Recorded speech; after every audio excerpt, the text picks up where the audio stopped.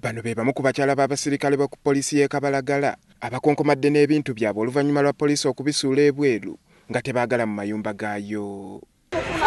My husband is still serving police force. So me, I want to go where I'm going to the village. Abakyala bano okusinziira ku poliisi abaami baabwe baatwalibwa mu bitundu ebirala naye bo ne basalawo okusigala wano.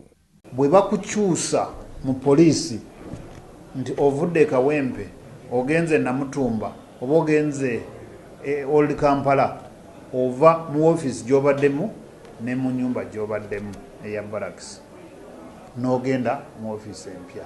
Neera tukimanyi nti wabaddewo obulagajjavu n'obugayaavu. Abantu babakyusa n'agenda ye nga ye family n'agireka mu nnyumba eno. Kati omupya ajja talina waabeera.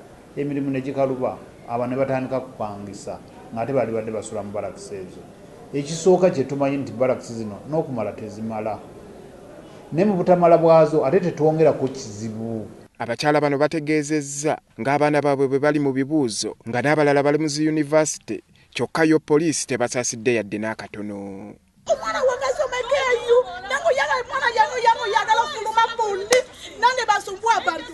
Omwana wange obadde asoma kati sente ni miliyoni yonna kati bagwawo miliyoni 2.6 yonna gwamu kati sente bayiya muwogo asika muwogo buli lunaku liwali asika muwogo yasasula bana wange kati bintu yange ekubakuba wabwero.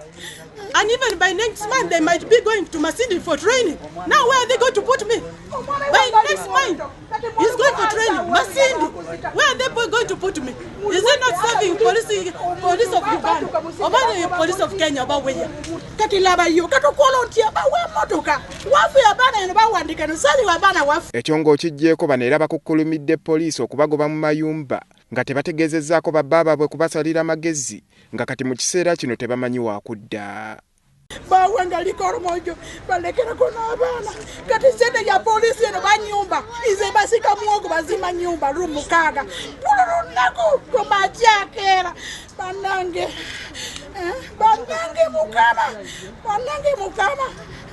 mukama kati wapi utukotia ebintu yange eno yona tukotia mukama abantu bayambe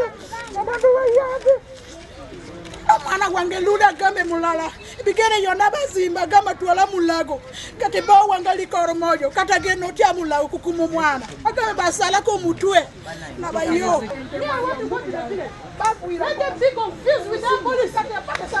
Ever since I started staying in the barracks, this time police it is rotten. This is rotten completely. Kati bintu yange ekubakuba wabwero.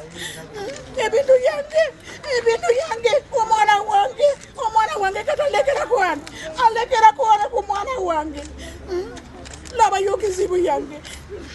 Omwogezi wa poliisi mu Kampala n'emirirwano Emilian Kayima avumiridde nnyo abasirikale abakyusibwa ne beerabira nti balina abakyala be balese emabega.